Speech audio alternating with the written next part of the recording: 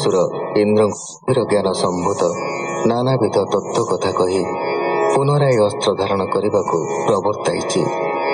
ଗୋଟିଏ ବାହୁ ଛିନ୍ନ, ତଥାପି ସେ ଇନ୍ଦ୍ରକୁ ସଂହାର କରିବାକୁ ଯଥାଶକ୍ତି ଚେଷ୍ଟା କରୁଛି। ତାହାର ଉଦ୍ୟମ ଦେଖି ଇନ୍ଦ୍ରଙ୍କର ଚୈତନ୍ୟ ଉଦୟ ହୋଇଛି।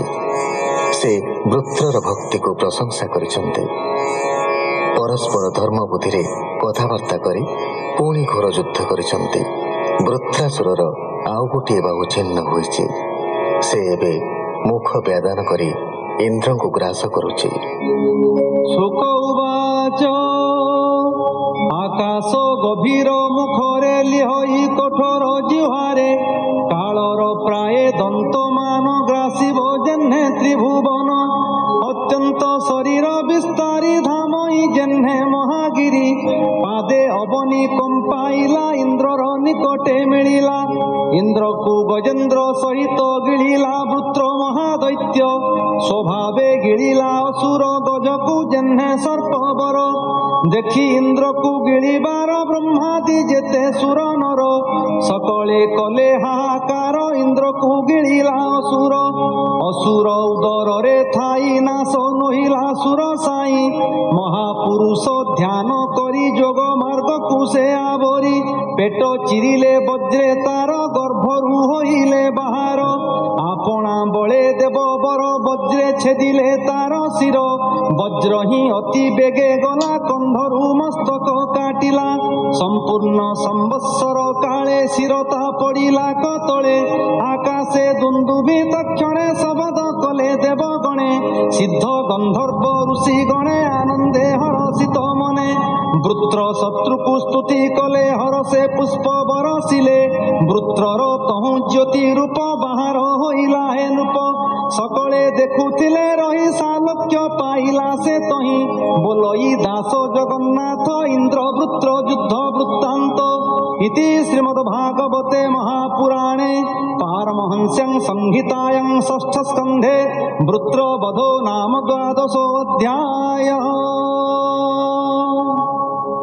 ଶୁକ ଉବାଚ ବୃତ୍ର ହୋଇଲା ଯହୁ ହତ ଶୁଣି ହରଷ ତ୍ରିଜଗତ ଯେତେ ଏ ଦିଗ ପାଳଗଣ ନିଶ୍ଚିନ୍ତ ହୋଇଲେ ତକ୍ଷଣ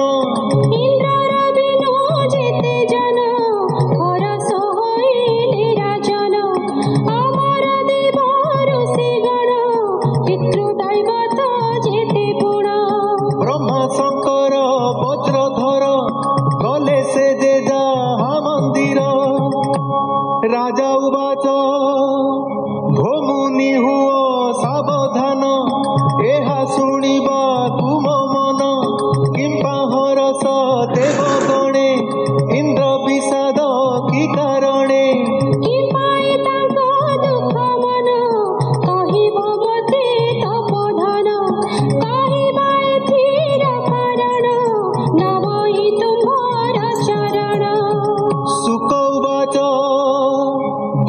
विक्रम देखी देवे महत ऋषि आदि सर्वे कहिले इंद्रंकु से जाई भय उद्वेग मन होई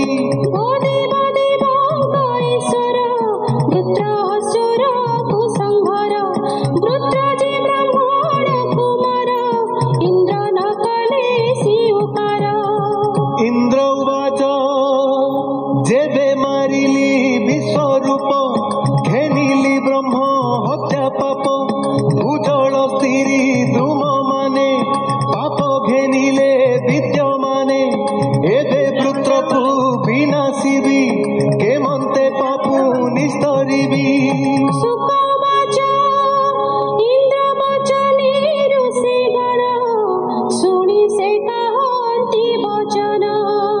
ऋषिगण उवाच अश्वमेध यज्ञ करी ए पापनाशी भूत हरि महापुरुष आत्मा पर अखिल जगत ईश्वर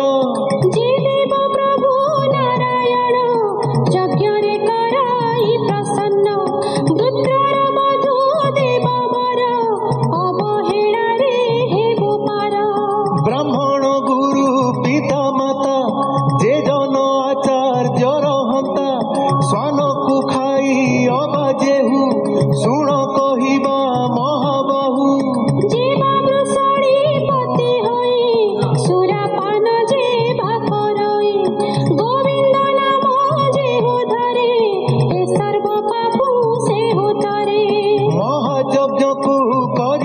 ବଢ଼ି ଜପିବୁ ପ୍ରଭୁ ଭାବଗ୍ରାହୀ ତାଙ୍କ ପ୍ରସନ୍ନେ ଦେବ ବର ଦୂରିତ କେତେ କମାତର